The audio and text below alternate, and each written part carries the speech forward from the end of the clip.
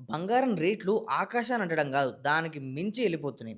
Actually ఇలాంటి టైంలో రేట్లు పెరుగుతున్నాయని జెప్పి కొంతమంది కొంటుంటే, వాళ్ళకి మించి చాలామంది బంగారాన్ని దొంగతనం గూడా జేస్తూ ఉన్నారు.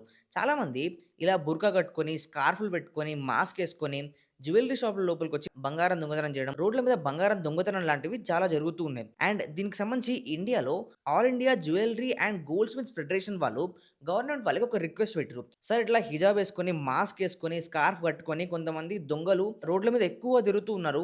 ఇలా వీళ్ళు ఏవైతే ఏసుకుంటూ లోపలికొస్తున్నారో వాళ్ళ ఫేసెస్ సరిగ్గా సీసీ కెమెరాలో రికార్డ్ అవ్వట్లేదు. అందుకని వీటిని బ్యాన్ చేయాలి అని చెప్పేసి గవర్నమెంట్‌కి రిక్వెస్ట్ చేసింది. ఇలా రిక్వెస్ట్ చేసిన తర్వాత ఈ ఇష్యూ అనేది 2 విధాలుగా డివైడ్ అయిపోయింది. కొంతమంది ఏమంటారంటే దొంగతనం చేసేవాళ్ళు ఎలా అయినా దొంగతనం చేస్తారు. ఇలా మాస్క్ ఏసుకొని చేయాలి అన్నట్టు ఇదే ఒక కారణంగా పెట్టుకొని చేయరు గదా!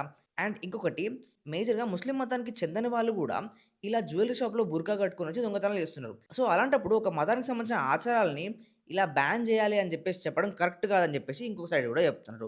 మీరేమనుకుంటున్నారు? ఇలా దొంగతనాలు ఎక్కువగా పెరగడానికి రీజన్ ఏమై ఉండొచ్చో కామెంట్ సెక్షన్‌లో చెప్పండి.